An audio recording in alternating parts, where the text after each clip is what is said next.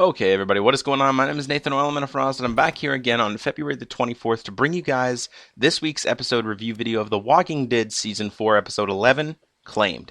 Alright, guys, so last night's episode was absolutely brilliant. As of, the most episodes from, Too Far Gone have been.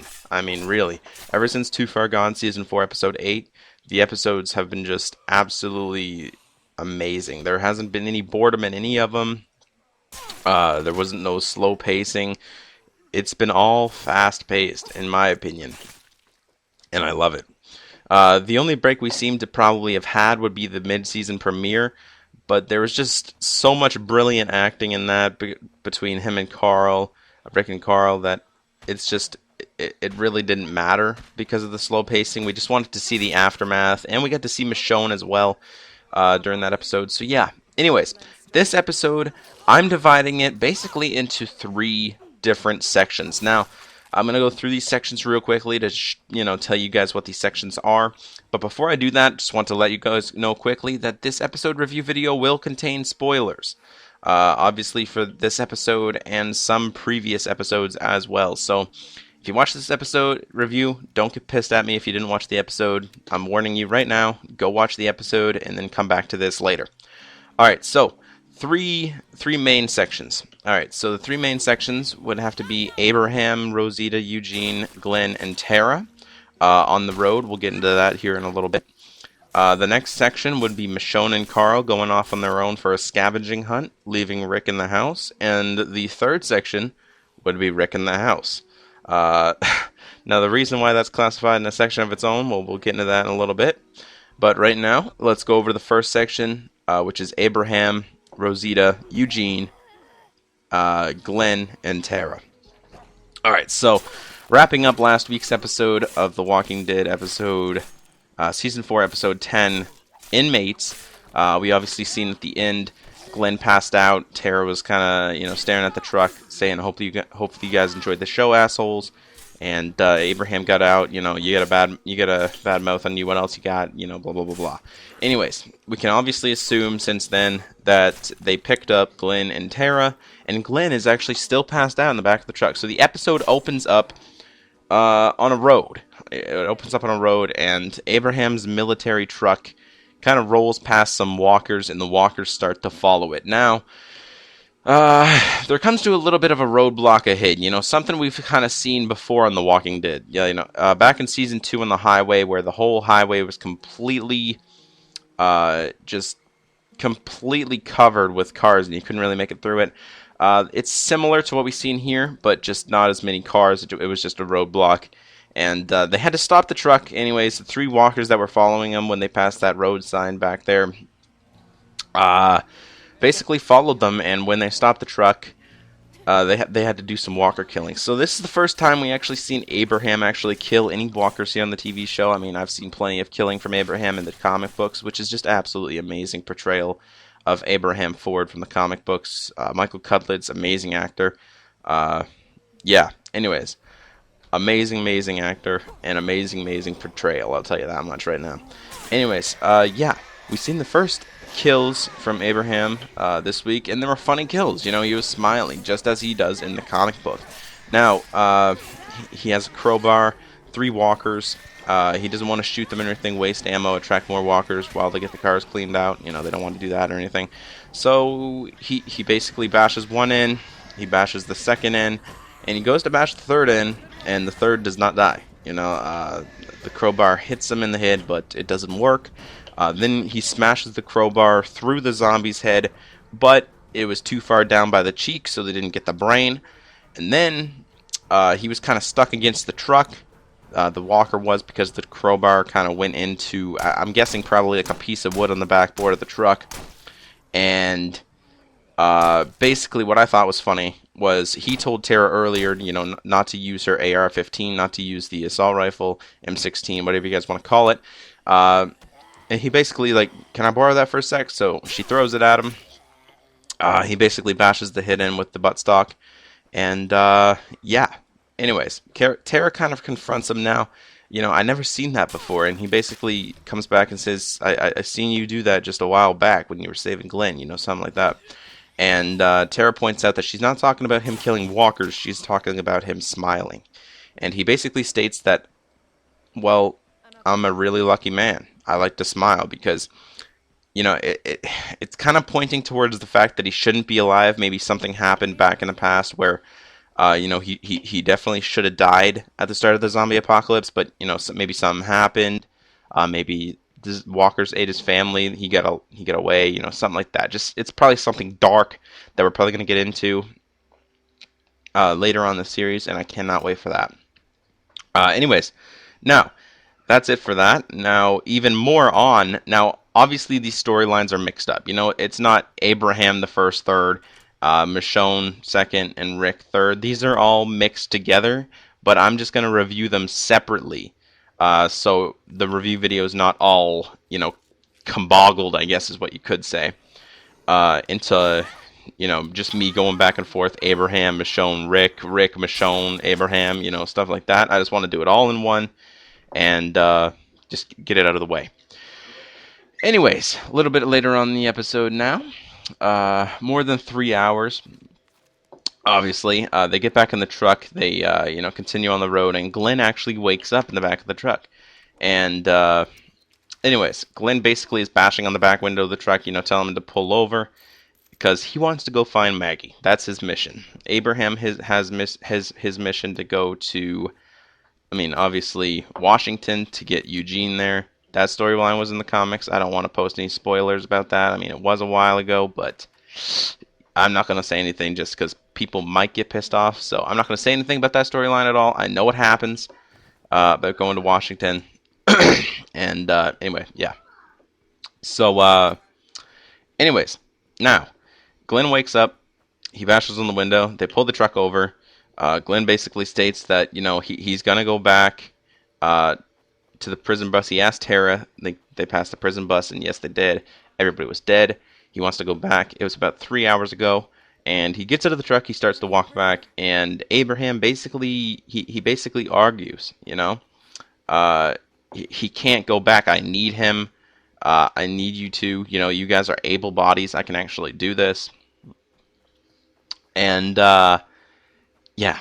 Anyway, that's kind of what happens there, and basically what happens is Glenn and Abraham kind of get in a little bit of a fight. Abraham's trying to talk him out of it, going to find Maggie. He basically states that Maggie, is his wife. And Abraham basically states that, first of all, Maggie's dead. Second of all, believe it or not, the fate of the whole damn human race might depend on it.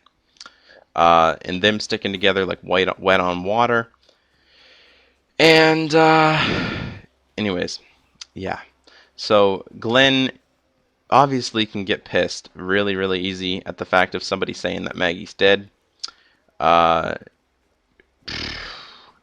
this part of the episode was really, really, really fun. Glenn basically he doesn't really retaliate in a voice. He kind of listens to Abraham for a second, trying to kind of notice that, this might actually depend on the fate of the whole damn world. But then he realizes that Maggie is more important than the whole damn world. Which I completely agree with Glenn. I would do the exact same thing. But anyway, Abraham, like I said, basically states that, she's dead. There's no reason you should die too. Come on, help us make it to Washington. Make something of your life. And Glenn basically, while Abraham is still talking to him about Maggie's death, something like that, Glenn just basically drops everything, and he just turns around and just, I would say knock him out, but he didn't get knocked out. He just straight up haymakered him.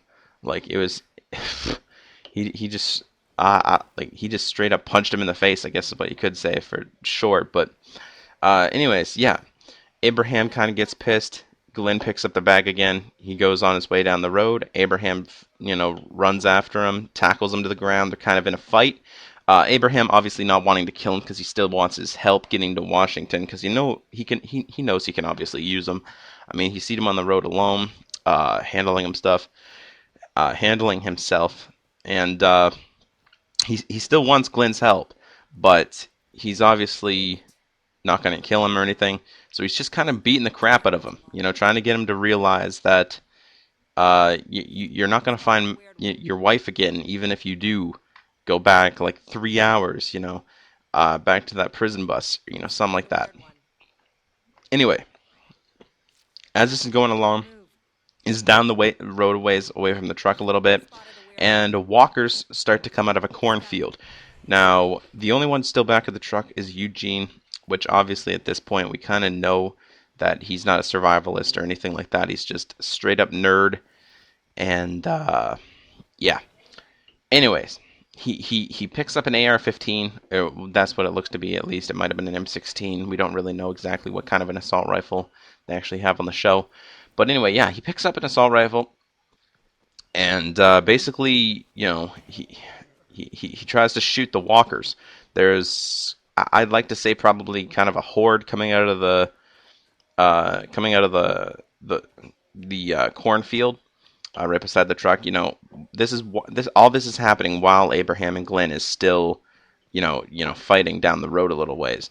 And he basically calls out to them, hey guys, no one's listening. So he decides to take matters into his own hands, or tries to at least. And he picks up an AR and starts firing. He doesn't really hit any of the walkers. This gets Abraham's and Glenn's attention, everybody's attention. They rush back to the truck. They help Eugene. But while Eugene was actually firing, all the walkers are dead now, but while he was firing, trying to kill the walkers, Eugene straight up shot the gas tank, and all the gas is leaking out now. So obviously the damn truck doesn't work at all. Anyway, yeah, Glenn continues down the road now, and basically Abraham, Eugene, Rosita, and Tara, they basically all follow him. And yeah, that's what happens with that. Rosita goes along with Glenn and Terry, basically saying, what else are we gonna do? It's the right, safe, sensible thing to do. Eugene basically agrees, and when Abraham basically starts to object, Eugene basically shuts him up, I guess, saying, "Trust me, I'm smarter than you." And yeah. Anyways, not going to get into that storyline anymore. Now on to the Michonne and Carl storyline. So obviously the episode starts off with Rick and Michonne and Carl all in the same house. Michonne and Carl basically start their day with cereal, and they're kind of joking around with the grossness of soy milk, which I thought was absolutely funny. I thought it was kind of a lighter part to the episode. I thought it was funny. And then it got a little bit darker as well. So it started off kind of as a sitcom, them kind of sitting down for cereal and the grossness of soy milk. Carl's like basically saying like, I would rather drink anything else. And then he accidentally makes a joke of drinking Judith's formula, and then basically sours the whole moment from there. He basically makes that one joke, and then he kind of realizes that, oh yeah, Judith is dead, and he kind of just walks away from the table, and that's what happened there. So Rick is still happy to basically have heard his son laugh again, but only briefly. He appeals to Michonne basically to stay with him. I can't be his father and his best friend. He needs you. And Michonne basically, she doesn't outright say it, but it's basically not a problem. And she couldn't be more committed. Now, they debate whether to go on a supply run, and Karl and Michonne actually do end up going on a supply run. Rick wants to come with them, but he has to stay home. He has to stay home and rest a little bit. And yeah, that's what happens. So anytime on The Walking Dead someone stays home to, quote, rest, really never goes over well. Alright, so yeah, Michonne and Carl go on a supply run. She's trying to do everything, trying to get him to really crack a smile. She finds this crazy cheese. She fills her mouth with it, pretend to be a zombie, which I thought was absolutely hilarious. I mean, she said that she doesn't know how to make boys his age laugh, but I mean, that made me giggle. Anyways, when that doesn't work, she basically gives up on the smile, and confesses that she once had a 3-year-old son. So no, you know, when the whole trying to make him laugh, trying to cheer him up thing didn't work, she decided to open up to him, and then maybe in turn he would open up to her, and maybe that would be better. So she basically confesses that she once had a 3-year-old son, Andre, and obviously Carl's like shocked by this, and she she she uh, she basically, to keep things kind of light, she kind of makes a game of it. And as they search a house for food, she offers, "I'll answer one question at a time, one room at a time, and only after we've cleared it." So it's kind of a game. So after every time they find a room, they clear it, and yeah. Anyway, that's what happens there. So she he basically asks questions as he goes along, and basically, you know, she admits everything to him. You know, she had a son named Andre. She was 3 years old. The death of him, you know, happened right after the apocalypse. She doesn't have any more kids. These are all the questions Carl asked her, actually. And he promises, basically, your secret's safe with me. She says it's not really a secret, and Carl replies with, "It's still safe with me." So they're kind of, you know, sort of being brought together by kind of opening up at the same time. And Carl basically opens up to her, and basically says maybe her and Andre are together somewhere. Obviously, her referring to Judith, as he thinks she's dead, but she's not. Tyrese has her, obviously. Tyrese and Carol now, actually. But anyway, yeah. Now that's it for basically the Michonne and Carl sort of supply run. We're back on to Rick now. Rick now still recuperating. He dozed off reading Jack London in bed, which I thought was a pretty cool reference. Upstairs, and 4 hooligans burst in the doors. Now, this is the first time I can kind of consider that we're seeing the hunters. Obviously, this isn't 100% confirmed that these men are the hunters. In my opinion, I think we have a pretty good chance that these men are the hunters, because at the start, before Rick wakes up, we hear him hearing things downstairs, and these things, obviously, this guy's screaming, you know, basically saying, "No, please don't kill me," anything, you know, basically begging for his life, and that's what Rick wakes up to. Uh, anyway. Obviously, Rick has given obviously Rick has given Carl his gun. Wow, I misspoke there. That was embarrassing. Uh, anyway, he gave Carl his gun to go on the supply run, so he has no ammo. He has no guns. He has nothing. Shortly thereafter, basically a villain, like one of the people, enter the room, and Rick's now hiding under the bed. The guy lays down on top of the bed, and we can obviously see he goes to sleep. Anyway, yeah, that's what happens there. He tries to come up from under the bed, but then he sees someone else coming up the stairs, and the other guy basically wakes the guy up that's already sleeping, and he basically wants the bed to sleep in, obviously, because it's the only adult bed in the house. The rest are, like, obviously children's beds and stuff like that, and the couch downstairs. So he puts the guy that was sleeping originally in a headlock or a sleeper hold, drops him to the floor, and the guy in the sleeper hold actually seen Rick under the bed, but he couldn't say anything because he was still being choked out. And yeah, anyway, he was still being choked out, and he eventually did go into a sleeper, like he went to sleep basically from the sleeper hold. This obviously will last about 5, 10, anyway, or 2 hours, stuff like that, if you maybe slip into a coma or something like that. But anyway, yeah, that's what happens there. So the other guy's now asleep on the bed, and Rick kind of, you know, he kind of gets out from under the bed.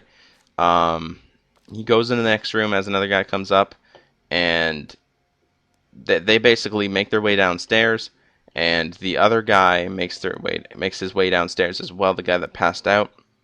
Uh, I don't think. Obviously, he didn't go down alone. They obviously picked him up. I do believe they picked him up. They might have left him there. I'm not exactly sure on that. I think they might have left him there. But he obviously still is asleep and stuff like that. So, uh, anyways, yeah, this is what happened here. Rick's now in the other room, and he's trying to basically find a way out of there. He plays with several windows. The guy comes up the stairs, bouncing a tennis ball against the wall, and anyways, yeah, he hears downstairs now that they're kind of talking about Rick and Michonne now. Uh, the discovery of Michonne's freshly washed shirt basically gets them excited about the prospect of terrorizing a woman. Rick sneaks out from under the bed. Uh, he goes into the bathroom now. He tries to find a way to get out of the house. He goes into the bathroom. There's a goon, basically, another guy on the toilet, and he has to take him out with the strap of an Uzi, which I thought was a very clever way to do things. A lot went into this scene as well. If you watch the making of The Walking Dead Season 4, Episode 11, Claimed, very, very cool scene. Awesome scene. Rick killed him by choking him out with the strap of the Uzi. In the bathroom, he climbs out the second-story window. He puts on kind of this jacket thing. And it's coming close to noontime. Carl and Michonne are going to be coming back now, or soon. He sneaks out. He sneaks out the window. He drops down from the house, from the top story. He drops down to the balcony. He goes down the stairs and hides kind of beside the wall. Now, off in the distance now, he sees Michonne Carl coming back, but there's a guy kind of sitting on the balcony now. That's kind of eating something out of a can. And when he's just about to make a move, this is what happened, which I thought was really, really cool. He kind of make a walker trap back up in the bathroom.